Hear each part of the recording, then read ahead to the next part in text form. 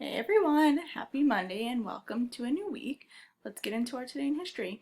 May 4th, 1970, at Kent State University, 100 National Guardsmen fired their rifles into a group of students, killing 4 and wounding 11. This incident occurred in the aftermath of President Richard Nixon's April 30th announcement that U.S. and South Vietnamese forces had been ordered to execute an incursion into Cambodia to destroy North Vietnamese bases there. In protest, a wave of demonstrations and disturbances erupted on college campuses across the country. Right. So this event we now know as the Kent State Massacre. Any of you who were in my enrichment third quarter, Mrs. Moise and I actually spoke about this. We read an article about what happened that day at Kent State, and a first-hand account from one of the survivors. So I think this ties in perfectly with what we were talking about with the civil rights movement, because we spoke about protesting and how protesting is used as a way to try and enact change. And that's what was happening at Kent State. You have college students who are openly protesting the U.S. involvement in the Vietnam War. Right? We'll talk about the Vietnam War as we move into our Cold War unit, but the Vietnam War was a civil war within Vietnam. So a lot of people were very angry that the U.S. was involved in something that really they saw as being none of our business, and that American soldiers were dying fighting a war that wasn't our war. And because college students are among the group of people that would have been drafted at that point in time, they are going to be some of the loudest voices protesting the Vietnam War. And what happens is, unfortunately, they became violent, and the National Guard fired into a group of about 100 students, and 4 of them were killed as a result of that. And not even all of them were protesting. Some of them were just standing by and watching the protest happen. So pretty devastating loss. And this is actually marks the 50th anniversary of the Kent State Massacre. So pretty interesting, and we will talk more about the Vietnam War in our coming unit. Okay, so before I get into today's lesson with you guys, I just want to very quickly hit on the GIM kit assignment that I gave out on Friday. I know there were some issues with it, and I'm sorry about that. Like I said in the beginning of all this is a learning experience for all of us, and that of course includes me. And I thought that GIM kit would be pretty cool to try something new with you guys that we haven't done before, and spice things up a little bit and try to keep this interesting and as fun for you as I possibly can, right? Because I know that this can be a little monotonous, Industrial Revolution vocab word. So I want to try and keep this interesting and fun for you guys. So with that being said, I know there were some issues, but I think overall the kids who did it seemed to like it. For those of you who are having issues, I think a lot of the kids that I was troubleshooting with, the issue is you're not joining the class first. You have to create an account, right, and then go into the GIM kit slideshow instruction that I gave you. You have to join your specific class, and then you can click the link on the assignment, and that will bring you to the actual quiz, to the GIM kit. All right, and then also going through the instruction slideshow, you'll see I gave the answer to 2 of the questions. Right? For some reason, it's glitching and it's not letting you see the documents that I uploaded to go along with those questions. So I just gave you the answers to the 2 of them. So this is why it's super important for you to not only watch these videos, but also to read all of the instructions that I'm giving you, right?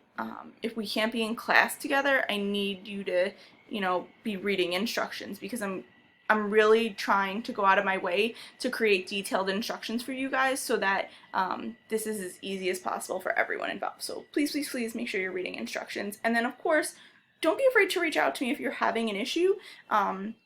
If it's not something I can solve with you over email, then we could, maybe Google Meet quick and you can share your screen with me, something like that, so we can figure it out, right? I'm here for you guys. Okay, so we are officially moving on from the civil rights movement, and we are entering our final unit. That's really weird. I can't believe it. But we are entering the Cold War. So just a little bit of background information for you guys. The Cold War. Cold War is a 40-year period of time where there is this intense rivalry or competition between the United States and the Soviet Union. Right? It starts after World War II and goes through into 1990. Right? So pretty intense, like a long period of time. During the Cold War, there is no actual fighting that takes place. Right? That's why they call it a Cold War, as opposed to a hot war where there's actual fighting and battle and things of that nature. A Cold War, there is none of that. It's more of a battle of ideas and a battle in terms of a power struggle, right? Both of them are competing to see who will be the dominant country. Right? Also important to remember here is that we are referring to Russia as the Soviet Union during this time for a couple of reasons. One, it's communist. Right? We generally see that when the switch in power happens within what we now know as Russia, then the name changes with it. Right? Generally, when it has been capitalist, it's Russia. If it's communist, it's the Soviet Union.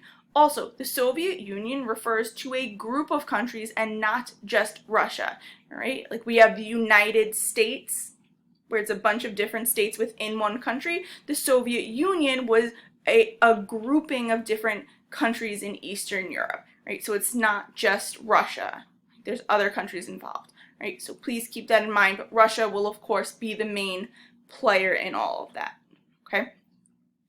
So what you have here is your aim is how did the Cold War begin? So what you're going to do is you're going to be given 4 sources, and each one of them is going to talk about post-World War II, what's going on that is going to set the stage for the Cold War to begin, for that rivalry between the United States and the Soviet Union to really start to brew, right, and cause this period of time known as the Cold War era. Okay, so your 4 sources. So source 1 is Yalta Conference versus the Potsdam Conference, right? They are 2 conferences following World War II, right? They're going to be our peace conferences, right? Where we're discussing what's going to happen following World War II, what are going to be the terms, okay? Next is these 2 maps here where you're going to look at how Germany was broken up following World War II. Right? We talked about that at the end of our World War II units, that Germany receives the brunt of the punishment following the end of the war for obvious reasons. Right? But the way that Germany is dealt with is really going to set the stage for the Cold War because it creates a lot of animosity between the Allies and the Axis, or really communist versus non-communist countries. And then just please keep in mind where you're going to look here, you'll see how Germany's broken up. Right? This is even smaller in that Berlin is the capital of Germany, and then they break Berlin up into smaller sections, right? So here you have, right, Germany is broken up into these 4 sections, and then within the communist section of Germany, communist control, right, you have another smaller section broken up. So it would be like if Long Island was under communist control, and then you have East Meadow, right, is like the center of Long Island, and then that's broken up into 4 sections, and everything on like one side of the turnpike is communist and the other side of the turnpike is capitalist. All right, so keep that in mind. So you have a smaller subdivision within an already divided country. I know that can be a little confusing. If you guys are unsure, I will explain again in our meet on Tuesday if I need to. All right, and then you have the Iron Curtain speech, probably one of the most famous speeches to come out of the end of World War II, and that's by Winston Churchill. Right, guys, when he speaks about the Iron Curtain, he is not referring to a literal, like, building a curtain, an actual physical division. It's more of like an ideological division. All right, it's not a real barrier. He's not talking about that. All right, and then finally, the Truman Doctrine here, right, where you're talking about from Harry Truman, following World War II. Right? So you're going to go through, you're going to analyze each one of these, and then you're going to fill in the graphic organizer. And you do have an exit card. It says, using evidence from yesterday's and today's lesson, explain why the United States and the Soviet Union engaged in the Cold War after the end of World War II. It's basically talking about this, right? Based on this lesson and yesterday's lesson, think more like based on what you know from our World War II unit. All right, why do you think this is going to happen? All right, why does the Cold War happen? What are the real causes of that? Okay, pretty straightforward. I don't think you should have huge issues with it. But please reach out to me if you are confused with anything, and make sure you get that GIM kit done. All right, I think that's everything. I hope you guys have a great day. Hopefully you enjoyed the weekend. It was like incredibly beautiful, so that's super lucky. Maybe you're like me and you're just a few shades of red from enjoying the outside, the nice weather, a little bit too much. But yeah, I hope everything's great with everyone. And of course, as always, stay safe and make good choices. Bye, guys.